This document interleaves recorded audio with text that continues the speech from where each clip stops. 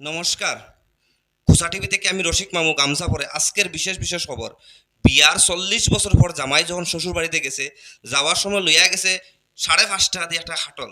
খাটলের সাথে কি হয়েছে ঘটনাটা, যখন জামাই ফাঁকনা খাটল লইয়া শ্বশুর বাড়িতে গেছে, নেওয়ার পরে কী হয়েছে ঘটনাটা বিস্তারিতভাবে আপনারা দেখুন রিপোর্টের মাধ্যমে।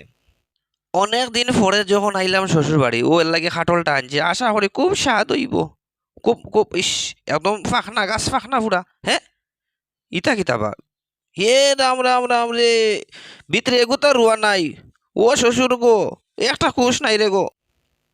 তারপর কি হয়েছে, এই কথা যখন মায়ের বাড়ির মানুষ যখন মায়েরা কইছে যে তোমার জামাইরে গো আই 40 বছর পরে আইসলা ওর বাড়ি, আবার পরে খাটলে গো আনছে, খাটলের ভিতরে কোনো রুয়া নাই বা কুশ নাই। এই কথা শুনিয়া মায়ায় কি তা করছে একটা বার হোক্কা। গুলামর বাচ্চা রে, আইজ আমি শেষ করি লাইমো।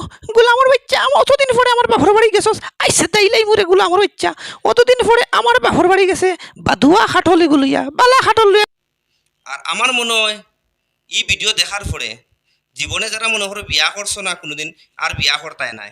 তো সবাই ভালো থাকবায়, সুস্থ থাকবায়। খোসা টিভির সাথে আমি রসিক মামু গামছা পরে।